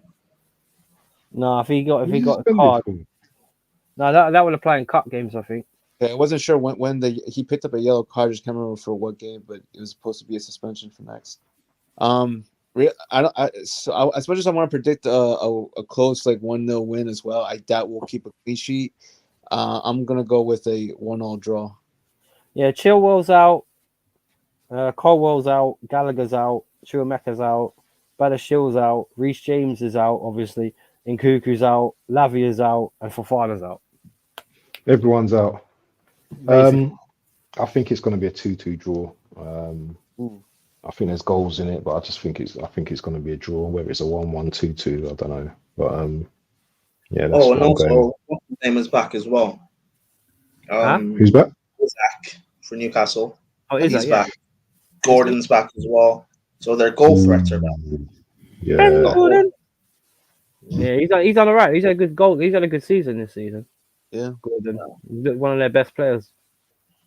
Here's a question here that we didn't answer. How does Roberto Martinez keep getting top jobs? Belgium. I have no idea. Well, he's not in Portugal. Wow. He is a good coach and he plays good attacking football. All right, yeah, that's why when he got Wigan, the FA Cup, they got them relegated. He plays good attacking football. Yeah, not tactically adept for me. Like Adam said, has a level. Did he win? You say a top job. I mean, would you say Belgium and Portugal, are they the top jobs in the world? Well, in terms of internationally, would have been, because Belgium were ranked 4th in the world over the last 10 years at one point, right? When he was managing. When they first. Oh, yeah, maybe in the rankings, they were first. But again, when you say the top jobs, I mean, like, the Brazil job's more attractive, the Argentina job's more attractive, the Spain job's more attractive, the Germany job's more attractive. When it goes to the England job's more attractive. Belgium and Portugal, I wouldn't say they're the top jobs internationally. Well, when he got that Belgium job, wouldn't you have said, with the likes of Hazard being in it, De Bruyne and Lukaku, most of these guys being early 20s, I would have said, like, in terms of, don't get me wrong, and they had company in them there as well, don't forget, I would have said on the first 11, if you were looking at most teams in the world, even Brazil at that time, because let's be honest, Brazil haven't been all that since 2010 World Cup when they got absolutely humbled by Germany in their own backyard. He got them close. I mean, I remember that semi-final. Was it semi-final against France? KDB didn't turn up in that game. I remember the quarterfinal against Brazil. KDB didn't turn up in that game. So it's not good, to be fair, but certain players just are not turning up. So isn't that every manager's problem, isn't it? No, but that's the same thing kind of at Southgate. Can only get like England get into that final, certain players not turning up. That's not Southgate. Yeah, that's true, but I'm not being funny. If you've seen Southgate's record and who was available and to who they hired, come on, man. Should Southgate have got that job in the first place? Probably not. But who else was there? Well, at the time, I'd have to go back. He's had the job since 2016? Well, I think Mourinho. Yeah, Mourinho was Mourinho available just then after he got sacked from us? You also have to no, he went to Man United. You also have to remember the landscape of England at that time. Was that not when they just got knocked out in their group in the World Cup? I think. Yeah, Italy, Uruguay, 2014. Yeah, like the landscape of England at that time, it was embarrassing. They were. He revitalized the team because he did what kind of like a Pep did at Barcelona. He brought the youth through in terms of all the next generation. But the thing is, he still had the likes of people like Harry Kane, Carl Walker, and all these guys that are established anyway. I don't know to be fine. I do hear you what you were saying because in that World Cup final, they were drastically unlucky because I remember Mason Mount missing a good chance as well. That England had chances when the what was it against Italy? I'm just saying, like, when you speak to like Belgium, Hazard did an interview with John Obi Mikel like a couple of weeks ago or whatever. I listened to it yesterday, I think. Yeah, the Obi one. He speaks highly of the of Roberto Martinez. Yeah, he does. Martinez is not an elite. Like he's never going to get an elite job. He's never going to get like a Barca job or Real Madrid or anything. He's not going to get an elite manager job internationally. But Portugal is his level. Like, with all due respect to him, like I don't see what the problem is. Well, the thing is that could be applied to the same thing like Sarri though, because Eden Hazard also said that Sarri was a good manager and had good ideas about how to manage, but never quite got one over the rest of the players. So I hear what you're saying, but then it becomes the lesser of evils. And I'm not being funny. One thing about De Bruyne, like you mentioned about when he picked De Bruyne and Bruyne didn't play, bro. If De Bruyne's not playing when he's on the pitch, sub him off. Because who did they have at that time as well? Who else did they have? They had another attacking midfielder as well. I can't remember. He's a bit older, but he plays in Italy. I can't remember his name, man. What? Dries Mertens. Yeah, he played in that game. He was one of their strikers. But yeah, I don't know. I'm just saying, like the Belgian job, as well. You know, I'm just saying the Portugal job, the Belgian job. That's Roberto Martinez's like level. To be fair, I don't see what the problem is per se. Well, I've never particularly rated him, but I never hired him, so it's not my problem. I think he's rated. Well, I think he is rated where he should be. Like, no one rates him too highly. So, like, I think he's a good enough coach. I think if he was to come back into the Prem, where would he be? He would be like a mid-table-esque manager. So, hang on. I want to, going away from that, I want to ask everyone a quick question because I'm not sure what Bantz is doing, but I want to ask everyone because we predicted the Chelsea game. I want a prediction for the Arsenal game on Tuesday against Porto, and I'll start off with JPT. What do you think is going to happen between Porto and Arsenal, bro? Man, it's strange because, as you mentioned, with the whole record with was it? Did you say like Arsenal's home record in Europe was just not that good? No, that was Arteta. They've always been put out at home over the last 2-3 years. They've been put out at home, and that's ridiculous. But I think this might be the time where they change that. You would hope so. Hope so. Well, with all the respect to Porto, I mean, I just don't think they're going to be the ones to like keep the streak going. I think they'd be the ones to snap it. It's 1-0 down. I think they can win 2-0 at home. I really do. Like it's, granted that you can argue that goal should have probably never happened because of Raya's positioning for when it happened. And just it looked like the team just switched off. What about the open goal Porto missed though? Yeah, they did miss. I mean, don't get me wrong. What that game? Arsenal didn't have a shot on target until like how long into the game? It was like the 85th minute or something. It was really late. Very, very late. And I'm not sure that was still them just trying to get used to playing like knockout competition in Europe because the team is still relatively young. And also too, you're going in another knockout competition versus another Portuguese team. And that idea of like, well, what happened last year, even though you can argue that Porto are a better team. There you go, 0 shots. There you go, 0 shots on target against Porto. So they and I think they're playing without a striker at all. I don't think Jesus wasn't playing. I don't think Kai Havertz wasn't put as a 9. I'm trying to remember the whole position because this was during that work. But I don't think you're going to see that same type of Arsenal from leg one at the Emirates. I think they're going to go guns blazing, especially with their goal scoring form that they've had as of late. But yeah, I won't be surprised if they win 2-0 and then win 2-1 on aggregate. Fair enough. Latimus? What? Arsenal versus Porto. Arsenal win 2-0. Short and sweet. Bantz? It's a very tricky one for me. I don't think it's going to be an easy game for us at all. Arsenal fans consider themselves elite and could take on Real Madrid easily. Who the bloody hell said? Oh no, I remember now. I'm going for like. Yeah, that was Tony as far as I remember. Yeah, it was. I'm gonna say we win, but I think it's going to be a hard fought win, and I think we'll win in extra time. So I'm gonna say 3-2 Arsenal in extra time.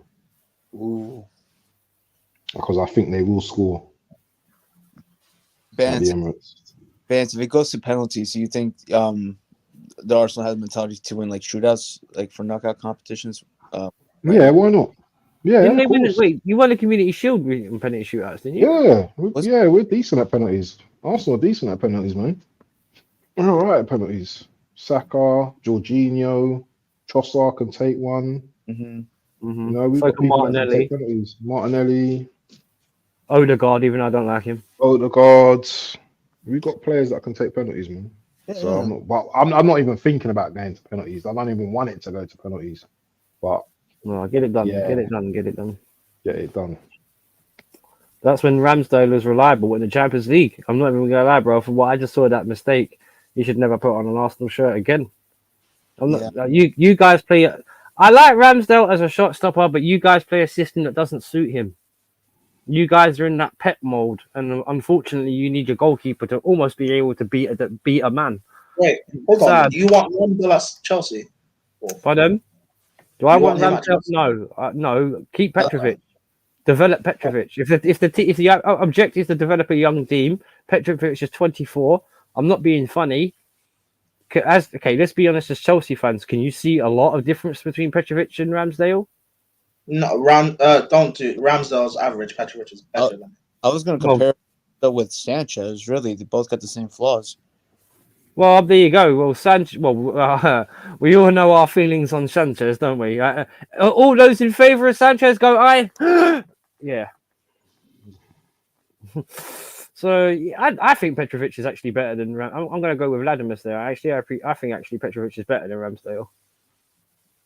Oh yeah, And they're roughly the same age actually. Like, because I think Petrovic is 24 and Ramsdale's 26, 25. 25. He could improve. Maybe if the system was different, Ramsdale wouldn't get exposed as he does because he doesn't like the ball at his feet. But then again, it comes to the donut of the player. This is one of the guys that said he gets distracted by pigeons when he's in goal. So he probably saw. even my missus is giggling behind me, sitting there. Yeah, man said he looks up at the pigeons when he's in goal. So like, if you're trying to tell me would I take him at Chelsea? Fuck no. Like man could be distracted by pigeons. Forget the fact that there's people behind you calling you a wanker, saying you're this, saying you're that. You're looking up at the pigeons flapping past. Yeah, man, that's a distraction. Yeah, I prefer Petrovic to be funny, and I'm not being funny. We're building this young team, so you know, I don't see any reason to mess that up. Anybody else? No comment, man. I'm not in the mood to debate over a keeper that I don't rate. So. Oh, there you go then. Then. You lot could have that, man. You lot could have him. Well, no, we're all right. It's all right, bro. We got Petrovic. We're all right. That's what I meant. You lot could have that debate. I don't really care about Ramsdale. Do you know what I mean? He's done all right for us. He's done all right for us when last season when we didn't have Raya. You know, he done fairly well. You know, he's obviously a confidence keeper as well, but he does have that. He's got that mistake in him, man. At times, yeah. Man, you know, he just needs to play at Brentford or somewhere where they don't play out from the back, and you're not relied on to have the ball at your feet. But even yesterday, I mean, like I know he made like mistake, but even some of his distribution was brilliant, man. Do you know what I mean? He was starting off attacks. You know, he made a couple of good saves in that game as well. So he's not an absolute useless keeper. He's still a good goalkeeper. It's just an assistant that doesn't suit him. That's all it is. It's just he just needs to grow up a piece as well, man. Do you know what I mean? Oh yeah, but all of this crying to the manager and all that bollocks with his old man and all that. Yeah, my dad if our dads come out to defend us at any of our workplaces, you'd be like, Dad, I love you, Dad. I really do, but fuck off. This is embarrassing me. Well, the thing is, that's the thing. I'm not being funny in that respect. In terms of the PR effect, like you got Arsenal fans had the whole bear corn this year, bro.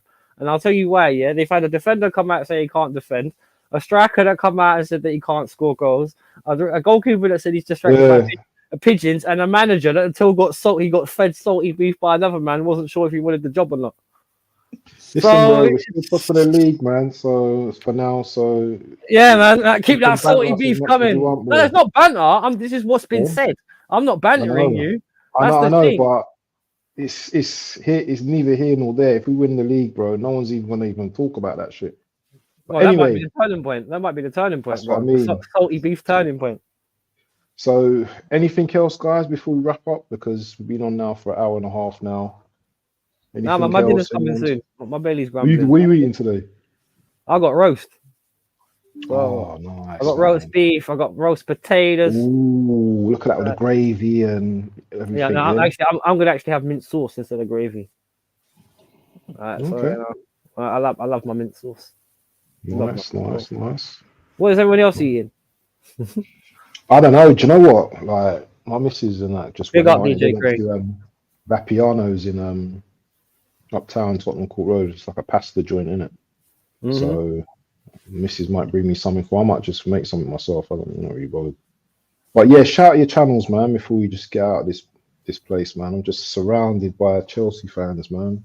Suffocating me, bro. Shout out your channels, man. But then again, you lot are just down the road from me, so I went to school in your area. I know a lot of Chelsea fans, so you know. Mint sauce and ice cream, not that kind of mint sauce, darling. This one's made with vinegar. The mint sauce for lamb is made with vinegar. What are you talking about? Yeah, there you go. White lamb with mint sauce. Big up, Steph. Big up, Steph. Rules like lamb and mint sauce, man. Mate. Yeah, like lambs to the slaughter with mint sauce and stuff. Are you getting the one from the bottle, the lamb sauce? Yeah, you know you got the little bottle one, or you just you just scrape it out, or you actually gonna make it. No. This one's already marinated and it's frozen. So yeah. It's a defrost job. Okay, It's already been prepared in that room. But this Rosie, mint sauce doesn't belong near meat. Who the bloody hell asked you, Scotty? No one asked you, Scotty. Yeah, no one. I had some jerk chicken yesterday, yeah, and I had it with a sweet potato. You know, like sometimes you can just roast the jerk. I mean, you just roast the sweet potato and it comes out all soft and that, innit? And I had that with a salad as well. Them kind of meals there are the break off, bro. You know what I'm saying? She was like moaning about my food, bro. What you talking about? What you talking about, Rosie, mate? I want to know what you've eaten today. Tell us what you've eaten, my love. Because I don't want to hear baked beans and sausages, man. I weren't calling her out, bro. Gone a bit far for me. Bro, you know me, bro. I don't business, mate. I say what I need to say, bro. Hey, babe, look, that Bantz is calling out Rosie in the kitchen. It's full on salty war, man. I want to know what she's made today, man. I want to know what she's sauce don't belong near me. Blah. Oh, she's making pho from scratch. Right. Okay. Oh, is that Vietnam? That's a Vietnam thing, isn't it? Yeah, that's it. It's a Vietnamese soup. Yeah. What meat you having? Jeremy Clarkson can make food. Well done. What meat you putting in there? What meat you putting in there? What meat you putting in there? Chicken, pork. Listen to the big man. Steak. Anyway, while she answers, like Vladimir, big up your social. Big up your channel, bro. I'm just getting hungry. Yeah, exactly. I'm hearing chicken and king prawn. Come on. Chicken and prawn. Boom. Ooh. Go ahead. Bantz gave that a full brah. The man gave it a full like. Click up, man. Wait. Hey, is that Latimer's doing chicken tonight? Because he's doing the full. Oh no! I thought he might have been doing the full chicken tonight, bro. Do you like chicken tonight? Cause you remember that one, Latimer? Do you feel like chicken tonight? Yeah, no, I'm a dick. I'm sorry. Definitely on Sarcasm City. I'm on Steve's channel, like every now and then. We did a preview yesterday for this Chelsea game. Steve. Oh, Big Steve, yeah.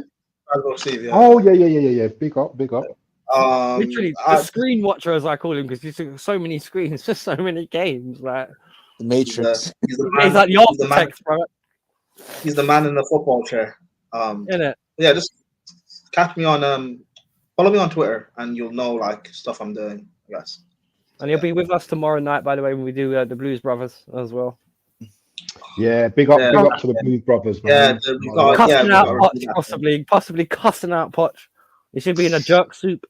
If I'm not listening, Manish water. What time is that? What time is that? What time is the Blue Brothers show? Well, it's normally at 11:30 when we both get back from work, but call it 20 to 12 because JPT is normally late. Late, Oh, bro, we got to work, bro. We got pennies, bro. No, I hear that. All this stuff costs. I don't get it out in there. I'll have to catch that on the replay, bro. that game doesn't make me angry, then maybe. But yeah, we'll see. Yeah. Look at that. Blue Brothers is one of Rosie's favorite streams, so check it out. Look at it there. You know, the old selling. She's good, making a good salesperson, man. You know, she's selling things good. Well, she's a compulsive gambler, so you know. Well, there you go. JPT, shout out your channel, bro, man. I need to get out of this building, man, because I'm getting hot, man. These Chelsea fans, too much blue around me, bro. Too much blue, man. Feeling the pressure. But then again, I am proud to have a friend that played for Chelsea. You know, played for the. No, you can't flip back on us now. No. Joking. I see Eddie Newton quite a lot as well, so. Good player as well, Eddie Newton. Very good player Old as well. And if these two have heard of him. Yeah, no, I know a lot of your players. I know your team, man. Kerry Dixon's back in the day and all them, man, there. You know what I mean? I remember you guys. Oh, yeah, big up Rosie's channel as well, by the way. I've just put the link. Oh, yeah. Go subscribe. Posted something earlier today on her channel. Came up on my let's navigation. go and check it out. Make sure you check it out. Sales is my past. Okay. I've got a startup. We've got a startup. My mate's got a startup for an IT business that he's doing at the moment. So we're gonna need some sales reps soon to sell like courses and stuff. So if anyone's interested, just let me know. If anyone's into IT or anything like that. Don't forget the South American. You need like experienced sales reps, or we need sales reps, man. Don't forget the no, but like people with experience, or will you be willing to train people and stuff? I think we really want like salespeople that's just coming in it, because we're selling we need to sell courses in it. So what we have is we have tutors, and we need to sell those courses for people to be, do you know what I mean, able to do those courses in it. But we need people that are good at selling and stuff like that. Obviously, we need horses for courses. Apply in comments. All right. Horses for courses. So apply in the comments down below. You know, like and subscribe. Big up Anthony, by the way. Sorry. Selling dodgy tobacco.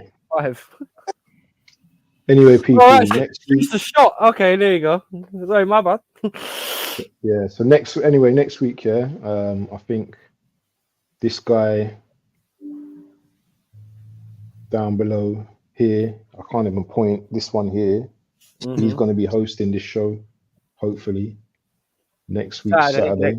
8 o'clock as normal, back to our regular time. And you know what? Is there any games next weekend? I think there is. Anthony on his tractor. Sorry. Let me have a look. And if not, we could just talk shit. What we did today. Yeah. No joking. Yeah, we got Wolves Coventry, Man City, Newcastle. FA Cup quarterfinals. FA Cup quarterfinals, lad. Oh yeah, you're not in the quarterfinals still, yeah? You lot got in the quarterfinals. We got Leicester.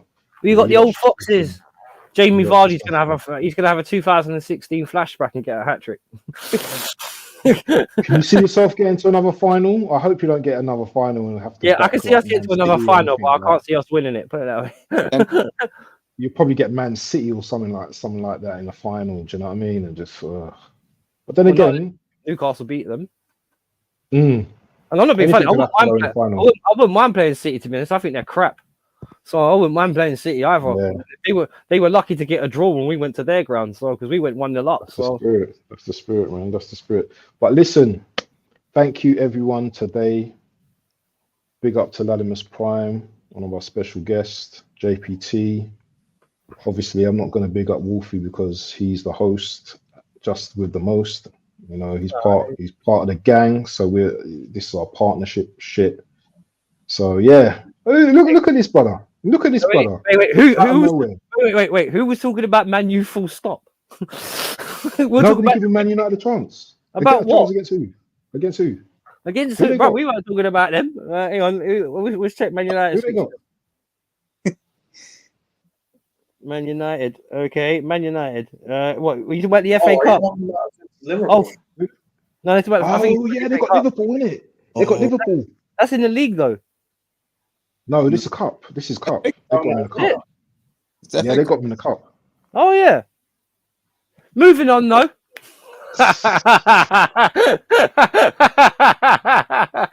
No. Oh look, everyone's just late lunch at the moment. Late I tell you dinner. what, you know Tony's in what? the Yeah, I building. tell you what. I actually think Man United could beat them, considering the whole crap about Liverpool were going to destroy Man United when they went to Anfield and it was a 0-0 draw.